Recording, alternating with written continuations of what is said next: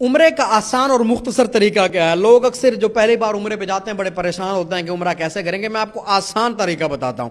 عمرے کا آسان طریقہ یہ ہے کہ اگر ممکن ہو تو میقات پر، وگرنہ گھر میں پہلے آپ غسل کر کے احرام کی چادریں باندھ لیں اور دونوں کاندھے ڈھانپتے ہوئے 2 رکعت نفل نماز ادا کریں۔ پھر اگر میقات پر احرام باندھا ہو تو وہیں سے تلبیہ پڑھ کر عمرے کی نیت کر رہے ہیں، اور اگر گھر یا اپنے شہر میں غسل کر کے احرام باندھا ہے تو فی الحال نیت نہ کریں جب تک جو ہے وہ جہاز جو ہے وہ پرواز نہ کر جائے نا۔ تو میقات آنے سے پہلے عمرے کی نیت کر کے تلبیہ پڑھیں۔ جہاز میں اعلان ہو جاتا ہے، نیت کر کے 1 مرتبہ تلبیہ پڑھ لیں۔ 1 بار پڑھنا لازمی ہے، 3 مرتبہ پڑھنا مستحب ہے۔ اور پھر دوران سفر مسجد حرام تک پہنچنے تک آپ تلبیہ کا ورد کرتے رہیں۔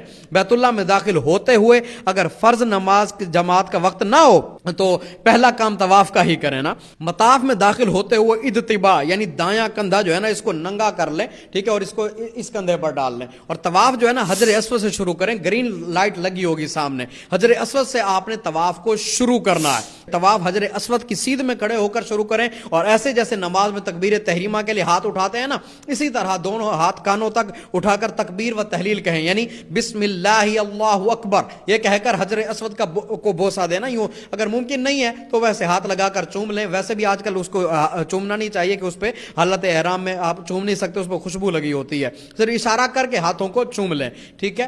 اور پھر کل 7 چکر آپ کعبۃ اللہ کے لگائیں۔ پہلے 3 چکروں میں ممکن ہو تو رمل کریں، یعنی کندھے ہلاتے ہوئے آہستہ دوڑیں، ٹھیک ہے، یعنی تھوڑا سا اکڑ کے نا۔ ہر چکر کی کوئی خاص دعا تو نہیں ہے، لیکن آپ چند ایک دعائیں ضرور یاد کر لیں، اور دوران طواف اللہ وحدہ لا شریک کی زیادہ سے زیادہ تسبیح بیان کریں، اور ہر چکر میں رکن یمانی کا بھی استعلام کریں، یعنی صرف دائیں ہاتھ سے جو ہے نا رکن یمانی کو ایسے یوں کر کے چوم بھی سکتے ہیں یا صرف چھو لیں، کوئی مسئلہ نہیں ہے۔ اگر موقع نہ ملے تو کچھ بھی اور نہیں کرنا آپ نے۔ رکن یمانی اور حجر اسود کے جو درمیان جب آپ آئیں گے نا تو آپ یہ دعا پڑھیں، اللہم ربنا آتنا فی الدنیا حسنۃ وفی الآخرۃ حسنۃ وقنا عذاب النار، ٹھیک ہے، یہ دعا پڑھیں۔ طواف کے 7 چکروں کے بعد مقام ابراہیم کے پاس 2 رکعت آپ نے جو ہے وہ طواف کے جو نفل ہوتے ہیں وہ ادا کرنے ہیں، یعنی مقام ابراہیم کے قریب جگہ مل جائے ٹھیک ہے، ورنہ تھوڑا سائڈ پہ ہو جائے وہاں پر آپ پڑھ لیں۔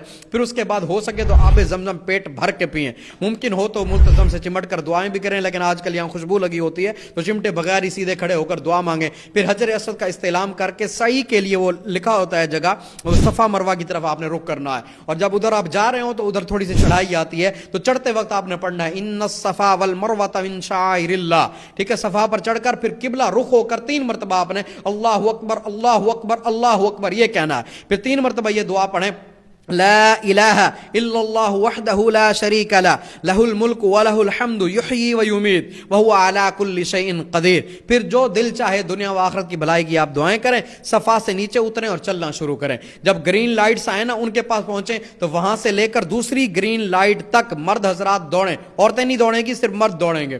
پھر چلتے ہوئے مروہ پہنچیں اور وہاں بھی وہی کچھ کریں جو صفا پہ کیا تھا۔ صفا سے مروہ تک یہ 1 چکر شمار ہوتا ہے۔ لوگ صفا سے مروہ، مروہ سے صفا آتے ہیں، اس کو 1 چکر سمجھتے ہیں، ایسا نہیں۔ صفا سے مروہ تک 1 چکر شمار ہوتا ہے، کل آپ نے 7 چکر لگانے، صفا سے مروہ، مروہ سے صفا، ٹھیک ہے، پھر صفا سے مروہ۔ آپ کا آخری چکر جو ہے وہ مروہ پر اینڈ ہوگا، 7واں چکر۔ اس کے بعد اب یہ صحیح کمپلیٹ ہو گئی ہے، اب باہر نکلیں، چاہیں تو خود اپنا سر مونڈ لیں یا تقصیر کر لیں کینچی اور اس طرح اگر آپ کے پاس ہے، ٹھیک ہے، نہیں تو آپ دکان پہ چلے جائیں، باہر دکانیں ہوتی ہیں وہاں سے آپ اپنا حلق کر